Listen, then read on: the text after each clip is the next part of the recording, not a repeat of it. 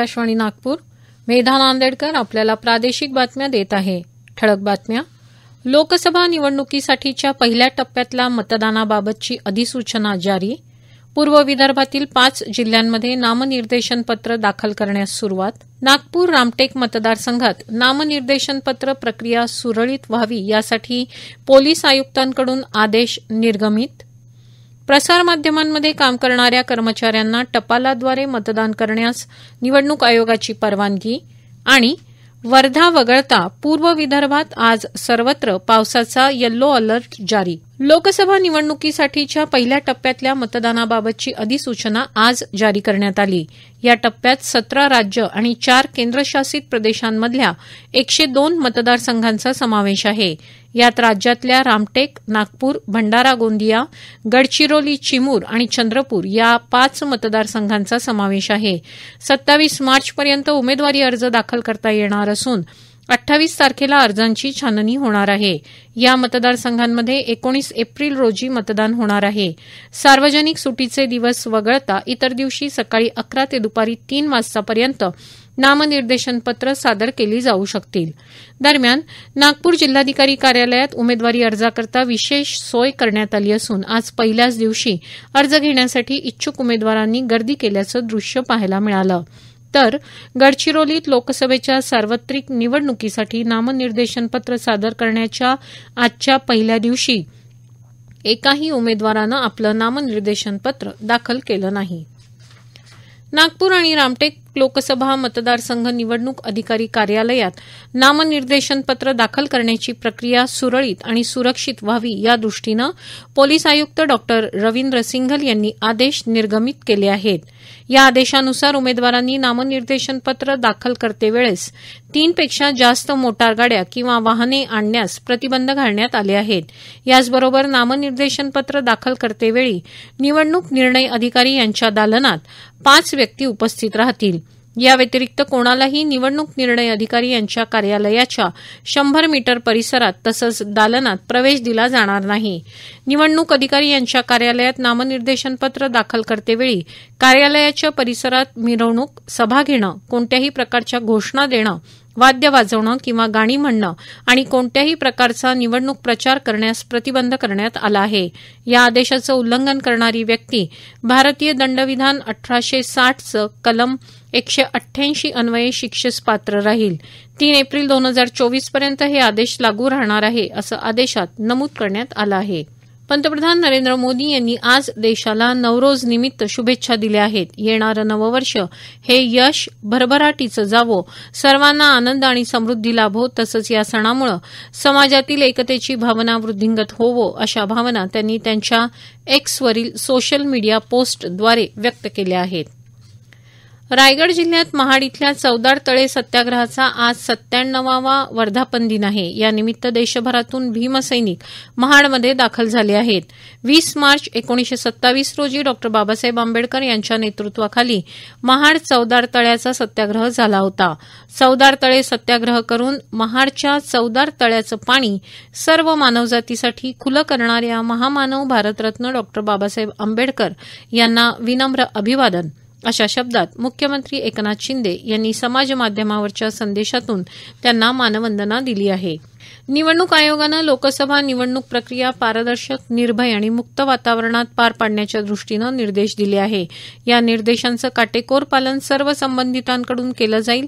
कुठल्याही प्रकारे पैसे तसंच बळाचा दुरुपयोग निवडणूक प्रक्रियेत होणार नाही यासाठी सर्व संबंधित यंत्रणांनी सतर्क राहावं अशा सूचना राज्याचे मुख्य निवडणूक अधिकारी एस. चोक्कलिंगम यांनी दिल्या आहेत. काँग्रेसचे पश्चिम नागपूरचे आमदार विकास ठाकरे यांचं नाव भाजपाचे ज्येष्ठ नेते आणि केंद्रीय मंत्री नितीन गडकरी यांच्या विरोधात नागपूरमध्ये निवडणूक लढवण्यासाठी सर्वानुमते निश्चित झालं असल्याचं आमच्या प्रतिनिधीनं कळवलं आहे. विकास ठाकरे यांचं नाव नागपूर लोकसभा निवडणुकीकरता उमेदवार म्हणून दिल्लीला पक्षश्रेष्ठींकडे पाठवण्यात आलं असून येत्या 2 दिवसात काँग्रेसतर्फे विकास ठाकरे यांच्या नावाची घोषणा होण्याची शक्यता वर्तवली जात आहे. सार्वत्रिक निवडणुकांच्या कार्यक्रमामुळे केंद्रीय लोकसेवा आयोगाची नागरी सेवा पूर्व परीक्षा 2024 पुढे ढकलण्यात आली आहे. ही परीक्षा 26 मे रोजी होणार होती. ती आता येत्या 16 जून रोजी होणार आहे. या प्रादेशिक बातम्या आपण आकाशवाणीच्या नागपूर केंद्रावरून ऐकत आहात. प्रसार माध्यमांमध्ये काम करणाऱ्या कर्मचाऱ्यांना टपालाद्वारे मतदान करण्यास निवडणूक आयोगानं काल परवानगी दिली.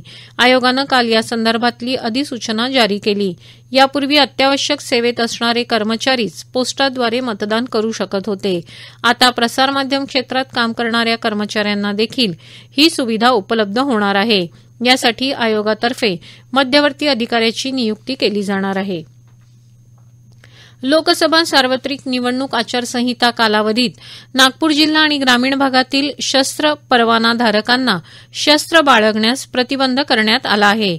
सदर आदेश जिल्हा दंडाधिकारी तथा जिल्हा निवडणूक अधिकारी डॉ. विपिन इटनकर यांनी निर्गमित केले. दिनांक 6 जून 2024 पर्यंत हे प्रतिबंध लागू राहतील. याचबरोबर शस्त्र अधिनियम 1959च्या कलम 21 मधील तरतुदीनुसार शस्त्र परवान्यावर नोंदवलेलं शस्त्र जवळच्या पोलीस स्टेशनमध्ये जमा करण्याबाबत संबंधितांना कळवण्यात आलं आहे. जो समाज दीर्घकालीन स्थायी कायदा, रूढी आणि परंपरा यानुसार शस्त्रास्त्र बाळगण्यास हक्कदार आहे त्या समाजाला हा मनाई आदेश लागू राहणार नाही. तसंच या आदेशातून बंदोबस्तासाठी असणारे अधिकारी, कर्मचारी, बँका आणि सार्वजनिक मालमत्तेच्या सुरक्षिततेसाठी नेमण्यात आलेल्या सुरक्षा कर्मचाऱ्यांना वगळण्यात आलं आहे. या व्यक्तींकडून त्यांच्याकडील शस्त्राच्या हत्याराचा गैरवापर होणार नाही याची दक्षता घेण्याची जबाबदारी संबंधित आस्थापनाच्या अधिकाऱ्यांवर राहील. आज जागतिक चिमणी दिवस. 2010 पासून 20 मार्च रोजी जागतिक स्तरावर 45 पेक्षा अधिक देशांमध्ये जागतिक चिमणी दिवस साजरा करण्यात येतो. बुलडाणा जिल्ह्यातील कला शिक्षक संजय गुरव यांनी चिमणीच्या संवर्धनासाठी सुरू केलेला चिवतई घरकुल योजना हा उपक्रम महाराष्ट्रासह इतरही राज्यात पसरत असून विविध राज्यातील पक्षीप्रेमी या उपक्रमात सामील होत आहे. वाशिम इथं सामाजिक वनीकरण विभागीय वन अधिकारी अशोक पराड यांच्या मार्गदर्शनात पक्ष्यांना रणरणत्या उन्हापासून संरक्षण आणि पर्यावरणाचा ऱ्हास थांबवण्यासाठी जलपात्राची आणि घरट्यांची उभारणी करण्यात आली. वाशिम जिल्हा हरित सेनेच्या विद्यार्थ्यांनी लाखाळा परिसरातील विविध वृक्षांवर घरटे लावले. पक्ष्यांना दाणे आणि पाण्याची व्यवस्था सुद्धा करण्यात आली आहे. नागरिकांनी आपल्या छतावर किंवा उघड्या जागी पक्ष्यांसाठी पाणी ठेवावं यासाठी जनजागृती करण्यात आली. दरवर्षी 16 ते 22 मार्च या कालावधीत जलजागृती सप्ताहाचं आयोजन करण्यात येतं. निम्न वर्धा प्रकल्प कार्यालयात नुकतंच निसर्ग सेवा समितीचे संचालक मुरलीधर बेलखोडे यांच्या हस्ते वर्धा, वणा, धाम, यशोदा आणि बोर या 5 नद्यांचं कलशामध्ये पाणी एकत्र करून जलपूजनानं जलजागृती सप्ताहाचा आरंभ करण्यात आला. तत्पूर्वी जलजागृतीपर जनजागृती आणि पाण्याचं महत्त्व रुजवण्यासाठी जलप्रतिज्ञा घेण्यात आली. वर्धा वगळता पूर्व विदर्भात आज सर्वत्र पावसाचा येलो अलर्ट जारी करण्यात आला आहे. या दरम्यान तुरळक ठिकाणी विजांच्या गडगडाटासह हलका पाऊस पडू शकतो. पश्चिम विदर्भात आज यवतमाळ इथं पावसाचा येलो अलर्ट जारी करण्यात आला आहे. दरम्यान आगामी काही तासात गोंदिया, गडचिरोली, वर्धा इथं काही ठिकाणी हलका पाऊस पडण्याची शक्यता आहे. याशिवाय भंडारा जिल्ह्यात काही ठिकाणी गारपिटीची शक्यता असल्याचा अंदाज हवामान खात्यानं वर्तवला आहे. नागपुरात देखील आज अधूनमधून हवामान ढगाळ होतं. शेवटी पुन्हा ठळक बातम्या. लोकसभा निवडणुकीसाठीच्या पहिल्या टप्प्यातल्या मतदानाबाबतची अधिसूचना जारी. पूर्व विदर्भातील 5 जिल्ह्यांमध्ये नामनिर्देशन पत्र दाखल करण्यास सुरुवात. नागपूर रामटेक मतदारसंघात नामनिर्देशन पत्र प्रक्रिया सुरळीत व्हावी यासाठी पोलीस आयुक्तांकडून आदेश निर्गमित.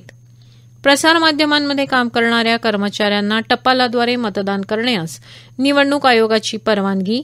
आणि वर्धा वगळता पूर्व विदर्भात आज सर्वत्र पावसाचा येलो अलर्ट जारी. याबरोबरच हे प्रादेशिक बातमीपत्र संपलं. नमस्कार.